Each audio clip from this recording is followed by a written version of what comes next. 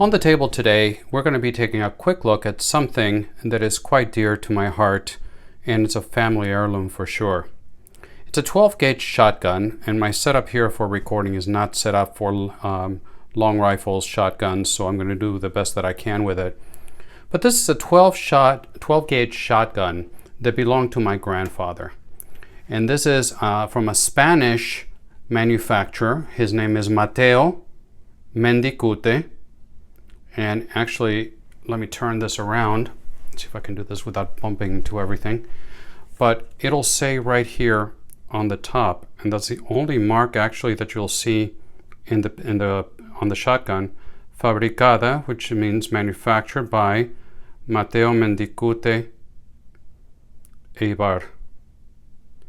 And that's the only mark that you have on the shotgun. And it's in pretty darn good shape. My understanding, and this is one of the reasons I'm making this video, is to get a little bit of advice, guidance from you guys, from the viewers, as to what really it is, when it was made.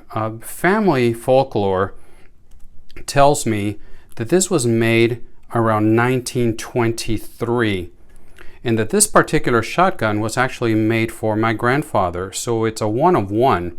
You can see the engraving. And it is a double trigger,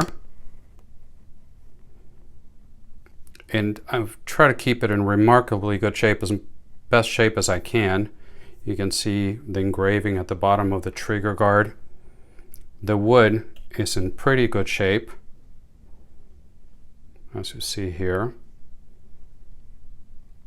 all the way around. And now letting you look at the top of it. It's got the double hammer.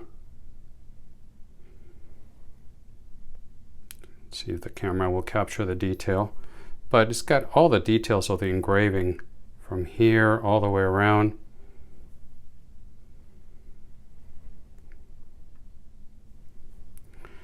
And when you open it, it's remarkably clean.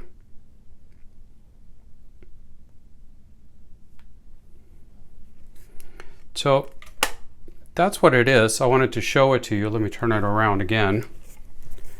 And I've reached out to the guys over at Forgotten Weapons and see if they can give me any guidance, but I haven't heard back from them. It's been quite a while that I've reached out a couple of times, because I also have a gosh, I'm not sure what's going on there, a World War II German gun that I'd like some input on, but like I said, I haven't heard from them. Here's the trigger with the trigger guard.